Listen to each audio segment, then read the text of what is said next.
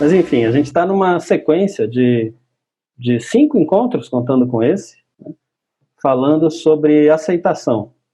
Aceitação e vários temas correlatos. Eu vou fazer uma pequena revisão disso rápida hoje, né, para vocês já, mas o tema era esse, e hoje, o encontro de hoje especificamente é para falar um pouco de como essa questão da aceitação, a gente trabalhando isso na prática e na vida, pode ser uma base também para exercer a compaixão.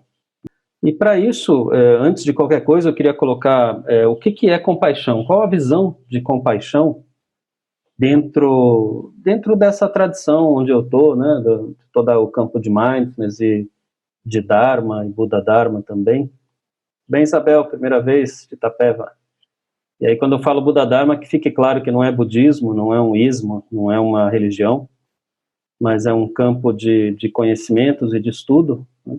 E também da inteligência emocional, que são as áreas que eu mais estudo e pratico e me aprofundei, né? Compaixão nesse sentido, nesse olhar, não é apenas você, vamos dizer, sentir o sofrimento do outro e se compadecer, né? E, coitado, e querer só ajudar, assim, né, tal, coitado, ser bonzinho, etc., né? É isso também, mas compaixão dentro desse olhar, o que significa? Significa você reconhecer o sofrimento do outro, sentir ele, identificar-se de alguma forma com ele, e a partir disso, a partir de reconhecer e se identificar de alguma forma, não como um contágio emocional, não entrando no mesmo sofrimento que a outra pessoa, mas reconhecendo e sentindo isso de alguma forma, você tem a motivação para acabar com esse sofrimento, ajudar a pessoa a acabar com o sofrimento e as causas do sofrimento dela. E isso, nessa tradição, isso às vezes é ser bonzinho, mas às vezes é colocar muita energia também.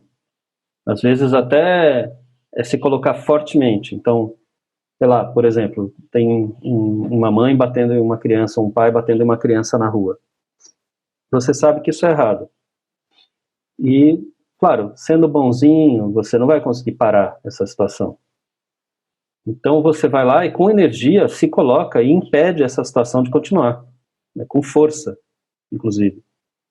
Mas motivado pela compaixão, motivado por querer o melhor para todas as pessoas envolvidas, inclusive a pessoa que está batendo. Você sabe que essa pessoa está gerando as causas do seu próprio sofrimento. Colocado dessa forma, o que vale a pena trazer talvez um pouquinho aqui é que há muitos indícios já de que a gente já nasce com a capacidade de compaixão, né? Talvez na raiz, na base mais no fundamento da compaixão, que seria a empatia, né? A capacidade de sentir o que o outro sente. Existem vários livros que abordam isso, mas eu gosto muito desse aqui, do Search Inside Yourself, do Chad Mentan. O Chad Mentan, ele foi um dos primeiros engenheiros do Google, e lá no Google ele criou esse programa, Search Inside Yourself, busque dentro de você, que é um programa de inteligência emocional com base em mindfulness, para o pessoal do próprio Google. Então treinaram milhares de pessoas lá, acabaram fundando um instituto, que é o Search Inside Yourself Leadership Institute, e treinam pessoas também de fora, de outros lugares, né? Tem Rose, Vinícius, Raidalva, Eneida. Então, estamos começando a falar um pouco sobre compaixão. E ele traz nesse livro também um capítulo que fala muito sobre a questão de empatia e também de compaixão. E ele conta de 2 experimentos que são bem interessantes. Ele fala que foi quase por acaso que os cientistas descobriram o que eles chamam de neurônios espelho.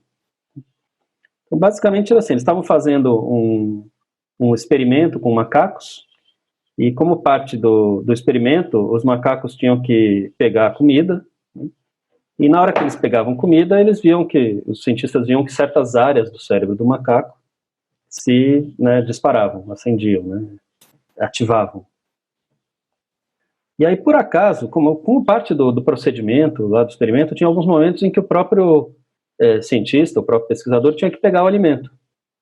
E o que eles descobriram é que os macacos, vendo o pesquisador pegar o alimento, essas mesmas áreas do cérebro deles, que se ativavam quando eles mesmos pegavam o alimento, ativavam também quando o cientista pegava. Então, é isso, é uma capacidade básica de empatia.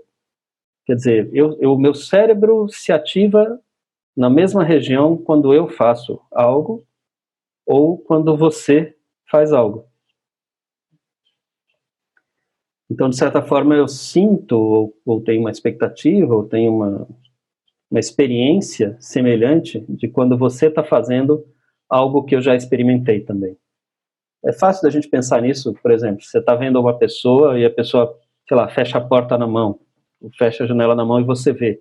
A sua mão dói, né? Você puxa a mão assim. Então, isso tem uma atividade cerebral relacionada com isso. É uma capacidade básica de empatia, de empatizar com o que o outro sente, desde que eu também tenha tido a experiência de sentir. Junto disso, precisa vir o quê? Sabedoria, que está ligada com motivação também, né? Quer dizer, saber que a gente vive num mundo interconectado, em que todos nós temos impacto um ao outro, né? Essa história da atividade planetária, eu já falei isso em algum outro encontro, né? Imagina se você, sei lá, pega uma nave espacial e manda para o espaço, mas só tinha uma nave e todo mundo tinha que ir embora. Então a humanidade inteira foi nela. Então é a nossa situação atual, é o nosso planeta, é o que nós temos. É uma aventura, a aventura da vida é uma aventura planetária, né? Comum a todos nós. Estamos na mesma espaçonave, né? Então é do meu interesse que quanto mais pessoas estejam bem e felizes. É do meu interesse que o ambiente esteja bem.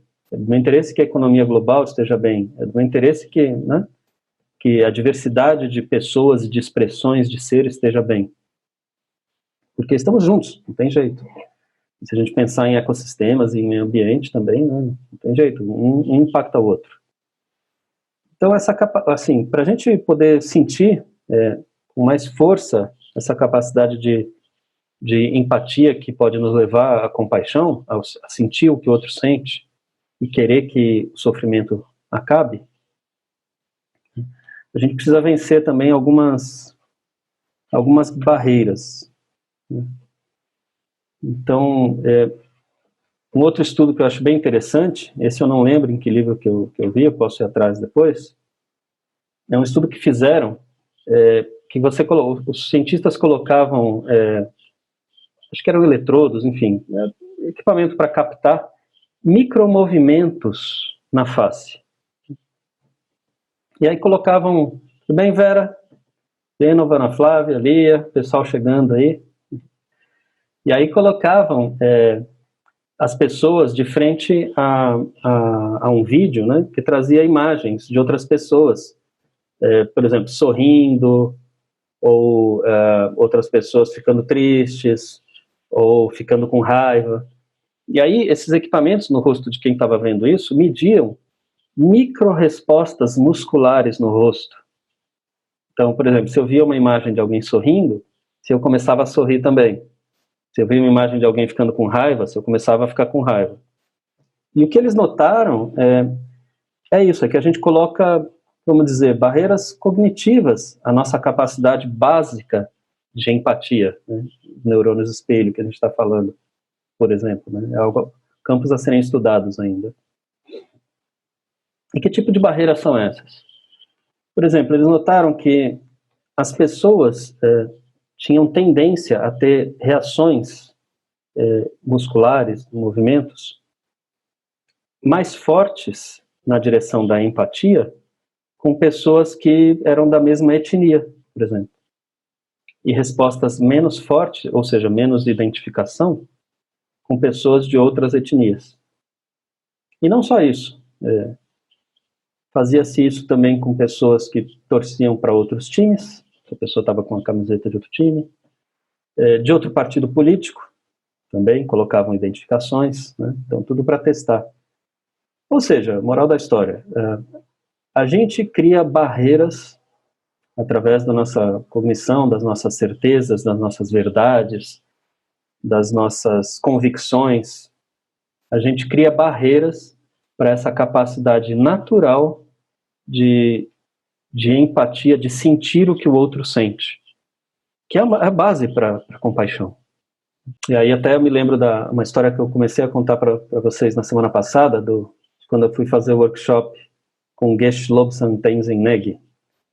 Lembrando que Geshe é uma palavra que quer dizer erudito, escolástico, né? Então um Geshe é um cara que estudou muito e domina todo o conhecimento e práticas da tradição tibetana na qual ele está, né?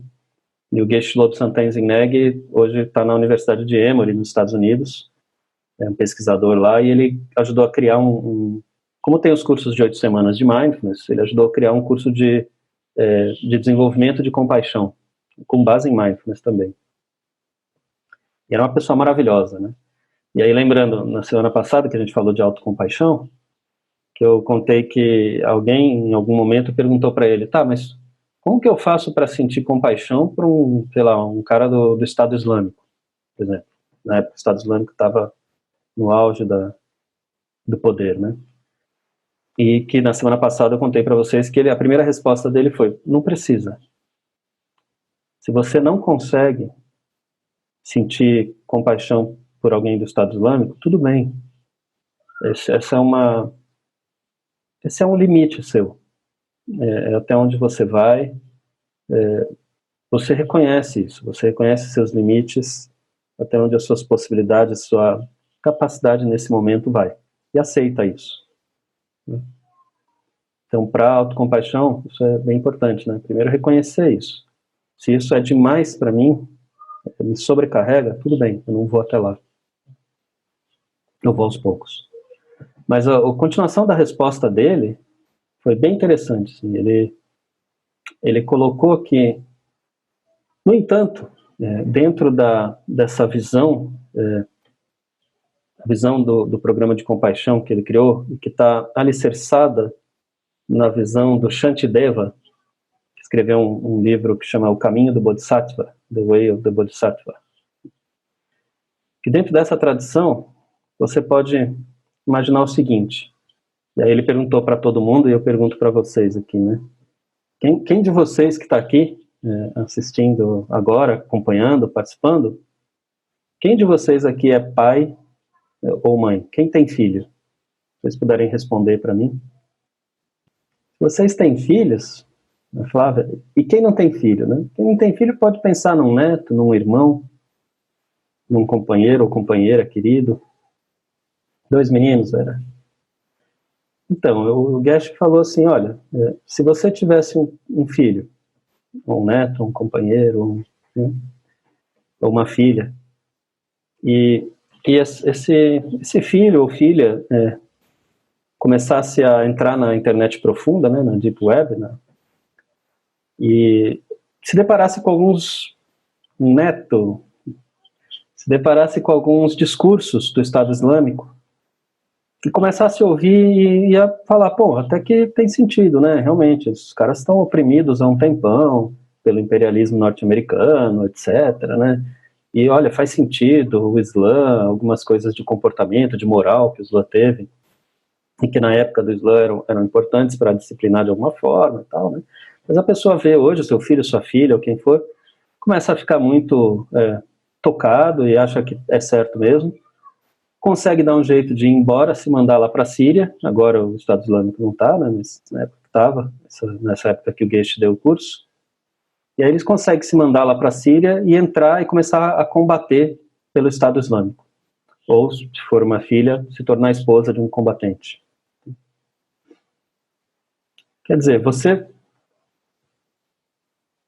o amor que você tem pelo seu filho ou filha, né, o neto, ou companheiro, o que quer que seja, você vai querer de todo o coração, com todo o seu amor, que essa pessoa saia. Que essa pessoa compreenda o que está fazendo e, através da compreensão disso, saia. Ou seja, você está sentindo o sofrimento em que esse seu filho ou filha, ou quem quer que seja, se colocou e está infligindo para os outros. Você continua condenando a ação. Se o seu filho virou um combatente, você condena a ação dele e faz o que tiver que fazer, se tiver ao teu alcance, para que essa ação pare. Mas de todo o coração você compreende o sofrimento dele ao ter acreditado nisso, ao estar acreditando nisso, e quer que ele ganhe compreensão sobre isso e saia. Então, todos os combatentes e membros do Estado Islâmico têm mãe e têm pai. Então é uma história linda, né? É uma visão linda que o Geshe Lobsang trouxe, para como compreender que dentro dessa visão você pode condenar uma ação, pensamento, uma fala, pelas consequências ruins dela, mas não a pessoa. A pessoa, você pode ter compaixão, você pode compreender em que estado de sofrimento ela se encontra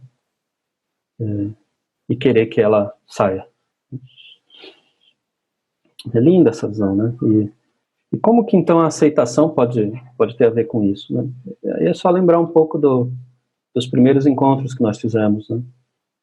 A gente passou os três primeiros encontros, basicamente. No primeiro, se vocês se lembram, a gente coloquei a questão de que toda essa tradição, toda essa visão do treino de meditação e de mindfulness tem como base a busca do saudável no mundo, saudável não só para mim, mas para mim e para os outros do mundo. Então, isso está como base e motivação desde o começo. Que o treino de aceitação, de reconhecer as coisas como elas são, né, sentado aqui, praticando meditação, por exemplo, e aí me vem uma memória de tristeza, de dor, me vem algum impulso de irritação, um barulho que acontece aqui do lado e que está me atrapalhando e eu me irrito, ou qualquer outra coisa que aconteça, qualquer fenômeno, qualquer sentimento, qualquer emoção, qualquer pensamento. Você para, né? Você está parado, você não está fazendo nada, você está seguro, você não precisa fazer nada, nem responder a expectativa alguma. Então você simplesmente reconhece que aquilo está acontecendo. E conforme aquilo surge, você reconhece, você não impede, não bloqueia, não é essa a ideia, não é lançar guerra contra pensamentos e emoções, não há guerra declarada. Você simplesmente reconhece que aquilo surgiu, sente, e pode ser que doa, pode ser que a raiva aconteça, pode ser que seja torpor e confusão, pode ser que seja uma grande alegria também, às vezes, uma felicidade imensa, que dá até vontade de parar de meditar e fazer outra coisa, né? E você deixa estar e se interessa mais ainda. Por exemplo, a gente fez a meditação da paz, né, de pacificar cada órgão, né, cada sentido. Então você se interessa mais ainda pela pacificação do sentido do que pelos fenômenos. Então os fenômenos surgem, acontecem e vão, e passam. Às vezes demora mais, às vezes menos. Você simplesmente continua centrado, tranquilo, reconhecendo como as coisas são.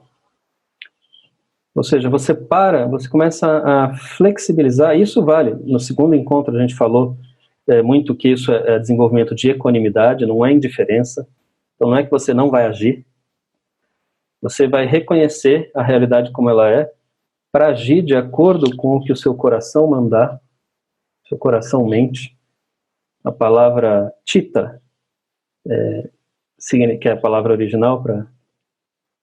acho que não lembro se é sânscrito ou tibetano agora, mas enfim, é uma palavra que significa mente e coração ao mesmo tempo.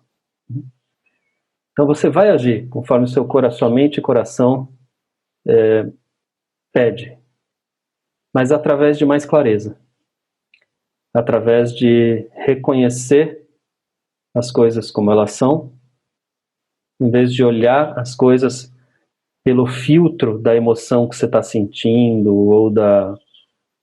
ou do fenômeno que está acontecendo. Entende? É isso, Rose. Triste. Acho que a gente está num ano que tem muita gente triste, né? Imagina o Natal. Fiquei pensando no Natal das pessoas, né? Tantas famílias fraturadas, tantas questões, enfim. Eu também estou em meio a bastante tristeza nos últimos tempos.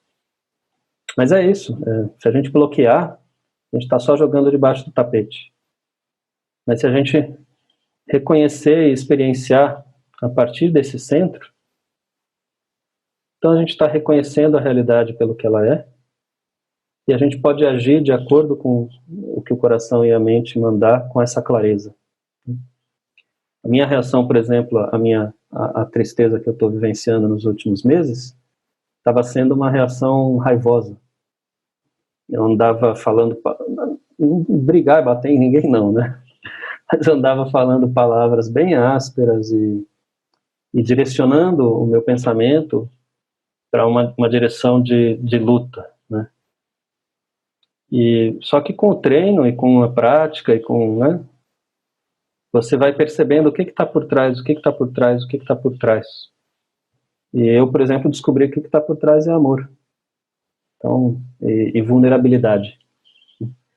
E tudo bem, e agora eu me permito experienciar essa tristeza, esse amor, essa vulnerabilidade, mesmo que não seja correspondido. Enfim. E aí é isso, né? E assim, justamente essa outra parte, essa parte das emoções também, né? Muitas pessoas acham que é ficar insensível praticar isso. É o contrário, né? É pelo exemplo que eu acabei de dar para vocês, não é ficar insensível. Na verdade é mergulhar mais dentro, mais fundo e enxergar com mais clareza. Ao poder aceitar e reconhecer todos os fenômenos que estão surgindo, sem tomar carona neles, mas a partir desse centro.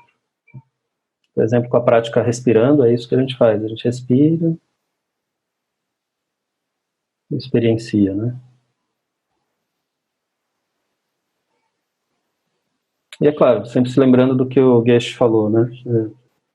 Se for demais para você, não precisa ir no mais difícil logo de cara. Às vezes a dor é demais, às vezes não dá, né?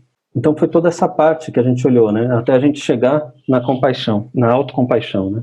Para ver que essa atitude de reconhecer as coisas como elas são, porque o que te traz essa aceitação, né? Esse jeito de olhar as coisas reconhecendo como elas são. O que ela te traz?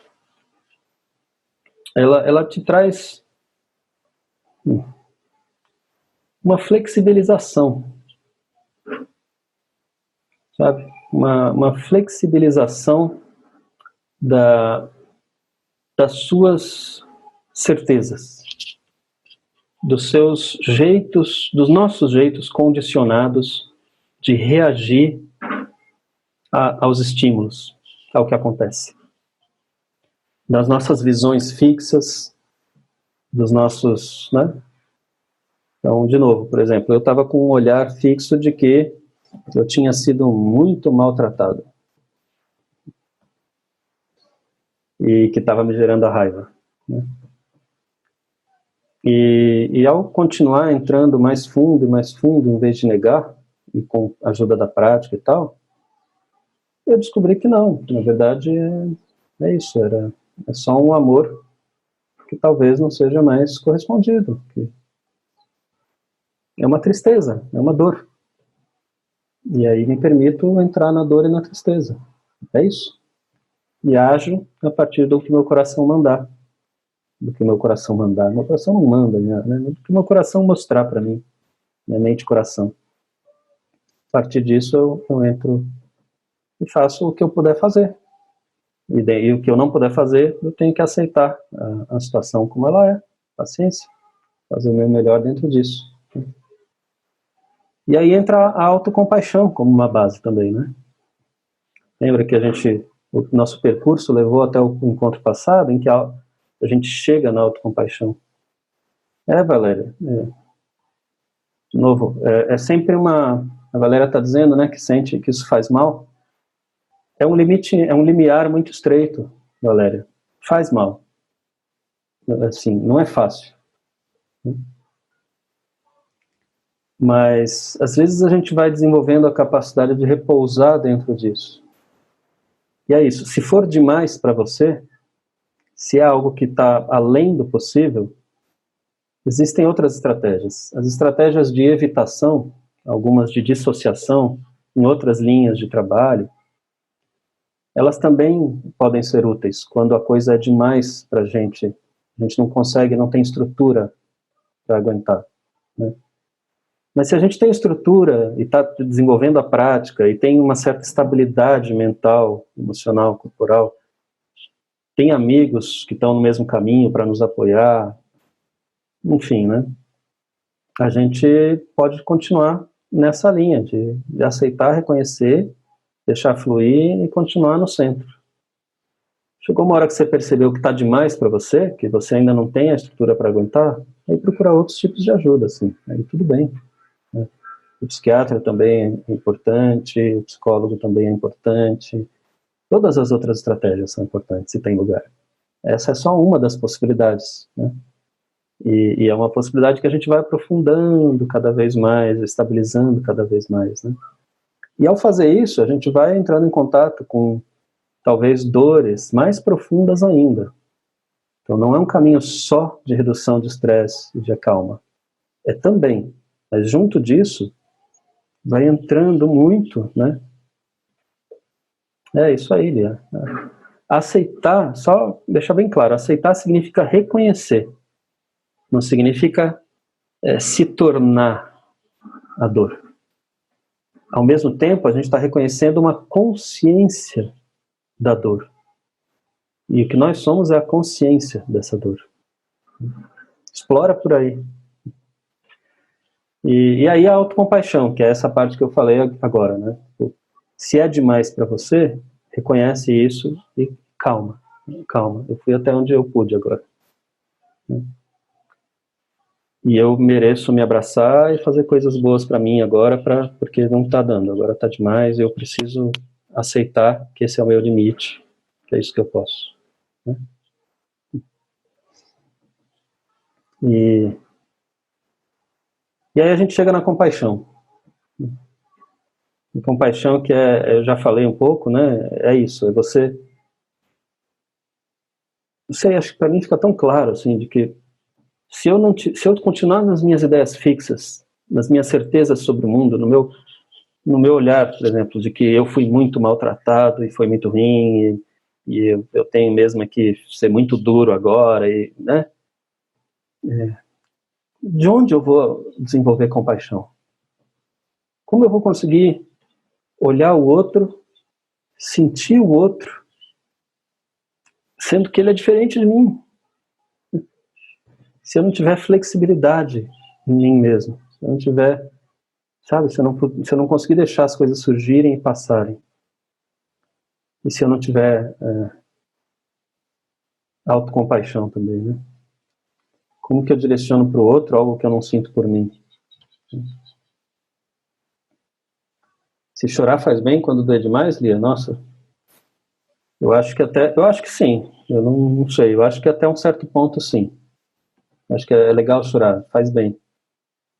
Agora, quando chorar virar algo constante, eu já tive alguns episódios de depressão na vida. Depressão leve, né? Nunca muito forte. E eu acho que tem um momento também em que chorar já está fazendo mal. A pergunta talvez para mim isso está te trazendo mais consciência das coisas, inclusive do seu sentimento e tudo mais, ou está te anuviando a consciência? Está te fazendo entrar numa espiral de dor em que você não enxerga mais nada, né?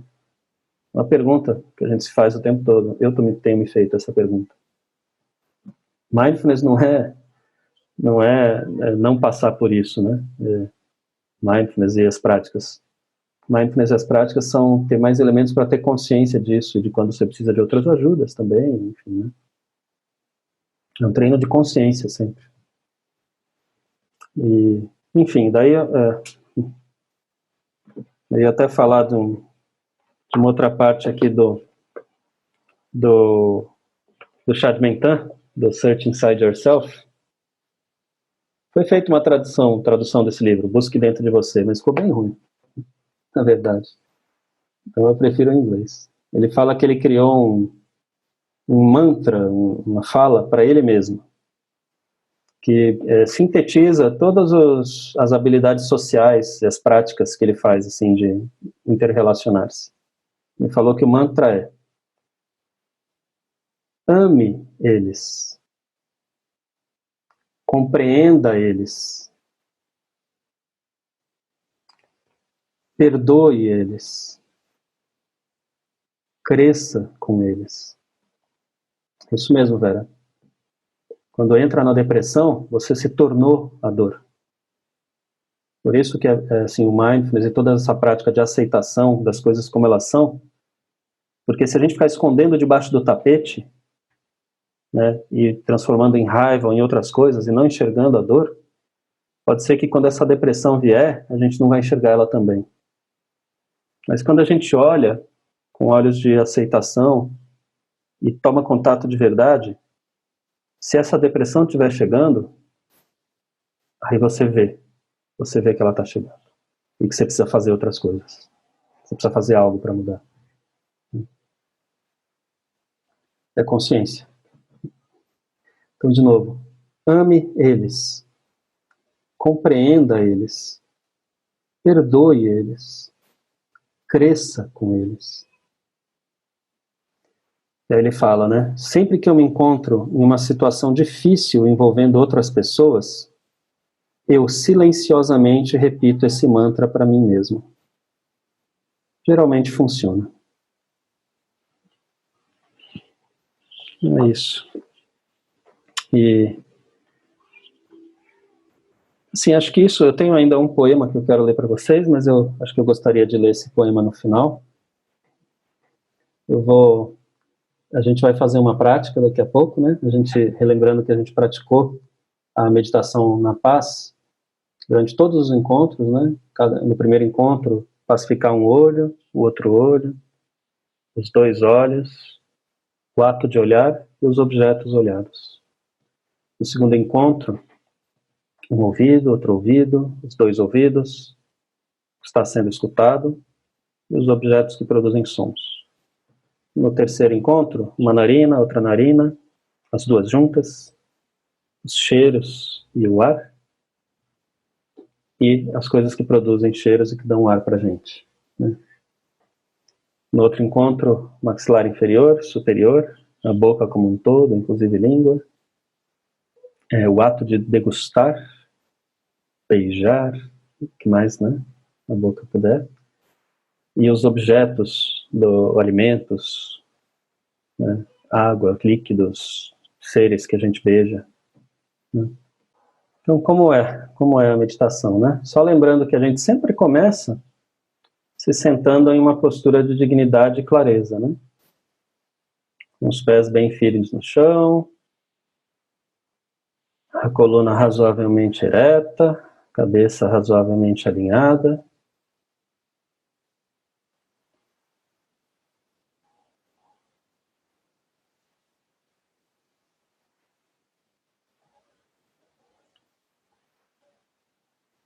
E agora a gente pode apenas trazer a nossa atenção para os pés.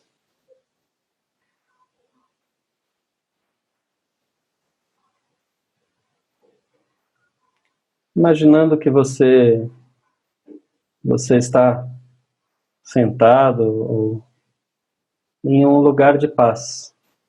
Esse é um lugar de paz.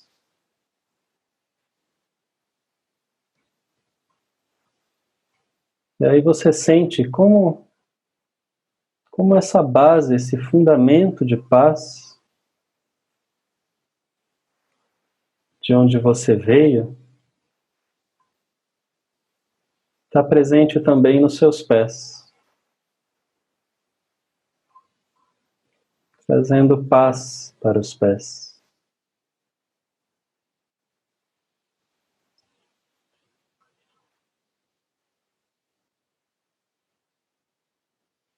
Que os meus pés estejam em paz.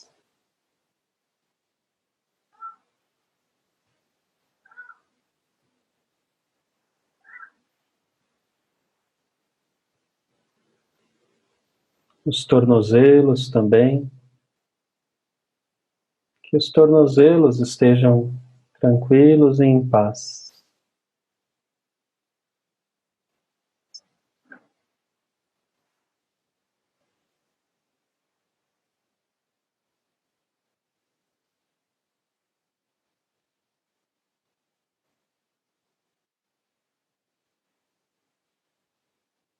Que a parte inferior das minhas pernas possam repousar em paz.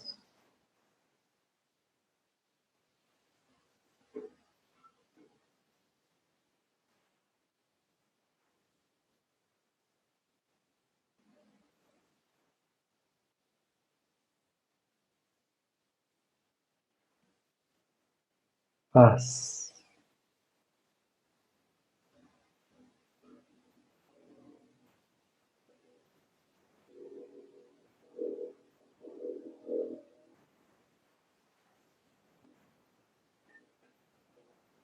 Paz para os meus joelhos.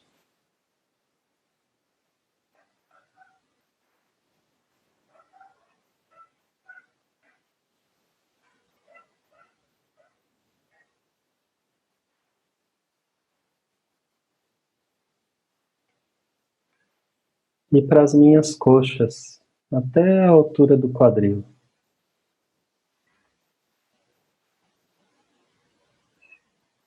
Que meus pés e minhas pernas estejam em paz.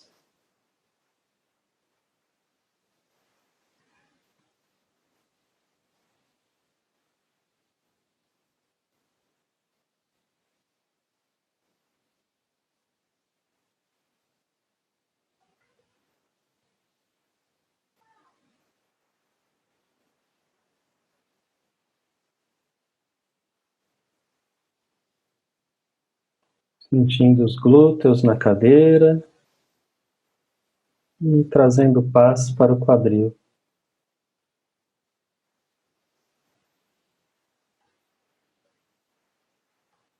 E subindo por todo o tronco,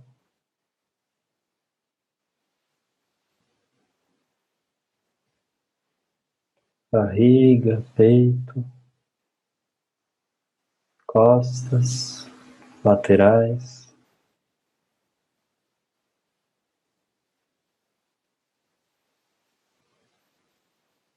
Tudo ficando em paz até a altura dos ombros.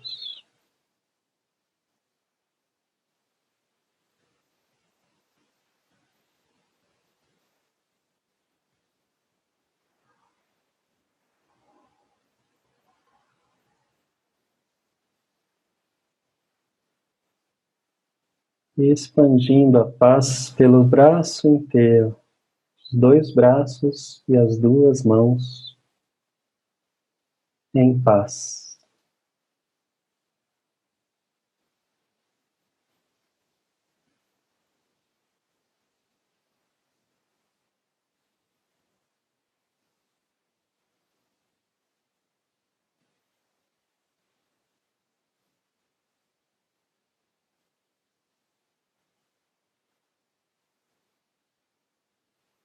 Paz no pescoço e garganta, nuca.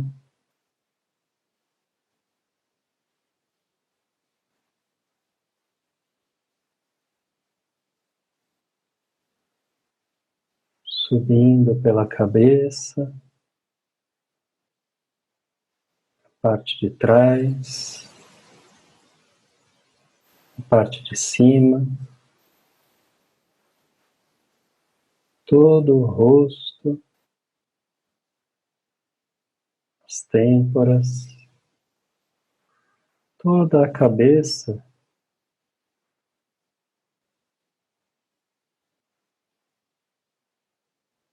respirando em paz.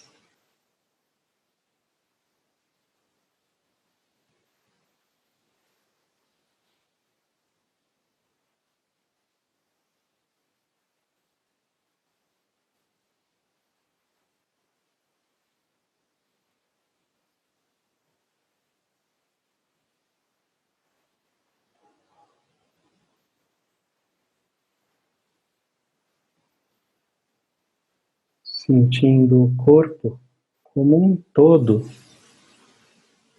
pacificado.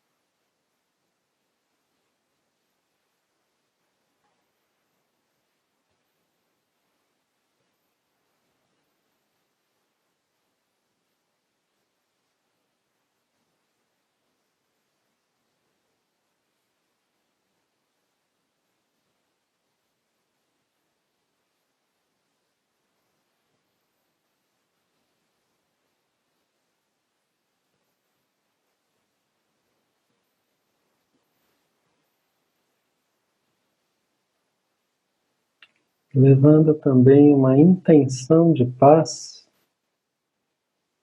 para todo o ato de tocar. Seus pés tocando o chão, os glúteos, talvez as costas tocando a cadeira, seu corpo inteiro tocando o ar.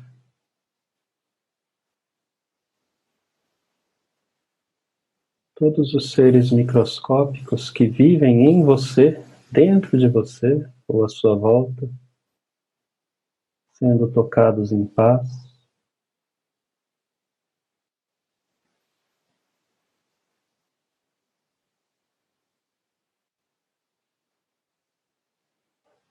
Suas mãos possivelmente tocando o seu próprio corpo em paz.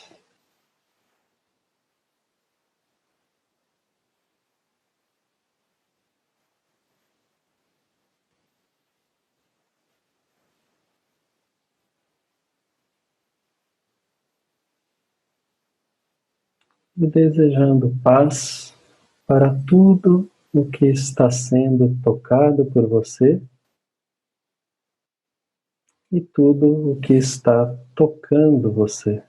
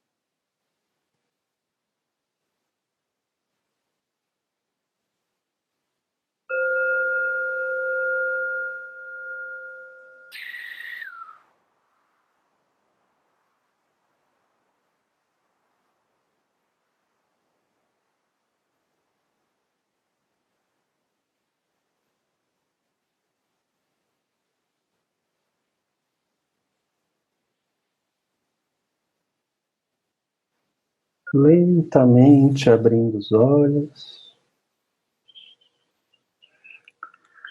e com gentileza permitindo que o seu corpo se expresse, seja alongando, flexionando, espreguiçando,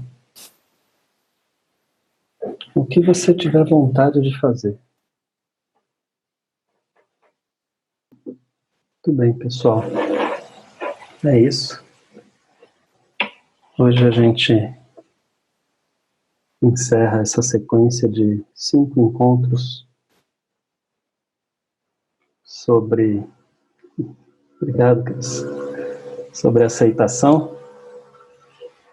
Então, na semana que vem vai ter uma aula gravada em que eu explico mais a meditação na paz e a gente vai fazer ela completa, então vai ser uma prática mais longa, né? Uma prática talvez de 30 minutos. E vai estar gravado para vocês verem e vai ser disponibilizado no mesmo horário, né? Sobre cursos, a gente está organizando de fazer um curso online introdutório de Mindfulness, né, para vocês. E vocês vão receber as informações tão logo a gente organiza. E a formação de instrutores, você precisa primeiro ter feito pelo menos um curso introdutório de 8 semanas de Mindfulness, né?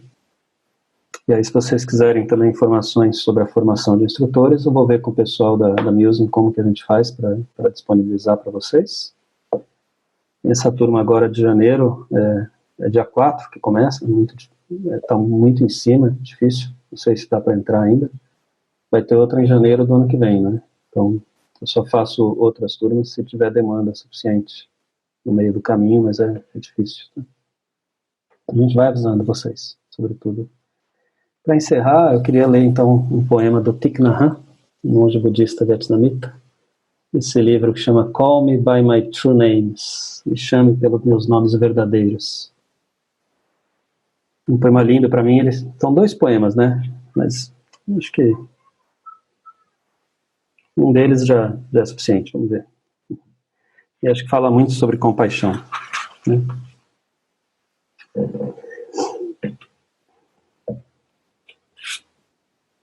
E é um poema que se chama Manhã de Paz. Trilhando o caminho que leva para a lua, eu olho para trás e não consigo deixar de me maravilhar. Eu vejo uma bolha de água no imenso oceano do espaço.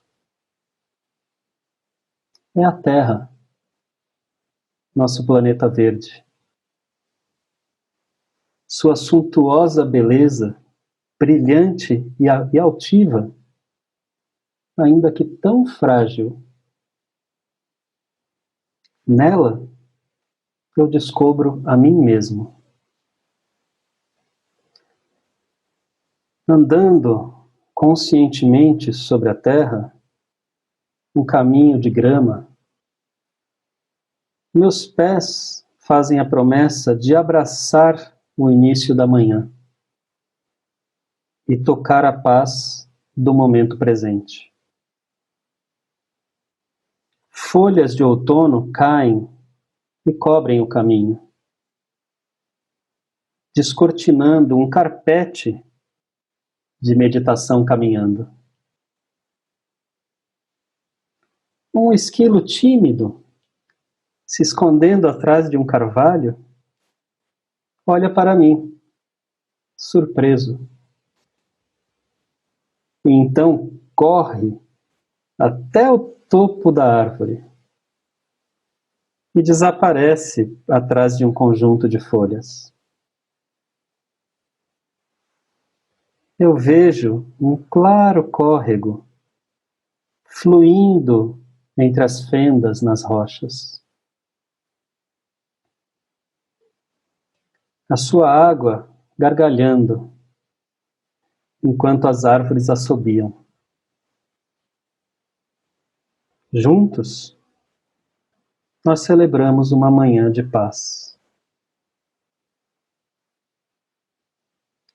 Ao mesmo tempo, eu vejo lugares de sofrimento profundo, onde homens aprisionam homens e fazem um ao outro sofrer. As ondas de discriminação, ódio e ganância, causas inevitáveis de catástrofe, caem sobre a terra. Pintinhos da mesma galinha usam cores diferentes para brigar uns com os outros. Choros aflitivos anunciam os horrores da guerra. Irmãos e irmãs, a bela terra somos nós. Eu abraço ela e seguro ela ternamente em meu peito. Respirando juntos no mesmo ritmo, nós restauramos nossa calma, nossa paz. Que aceitemos a nós mesmos para que possamos aceitar uns aos outros. Que possamos compartilhar a visão e tornar possível que o grande amor surja.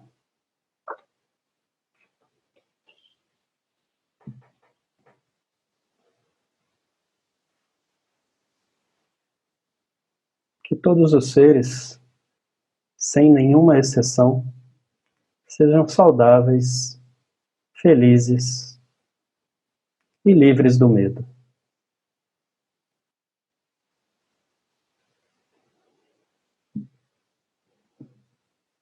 Obrigado, pessoal. Que seja uma passagem de ano maravilhosa, que seja um ano muito melhor do que esse que passou ainda. Tá bom? Na semana que vem, vocês vão ver uma aula gravada e na outra semana a gente está de volta ao vivo. Um grande abraço para cada um.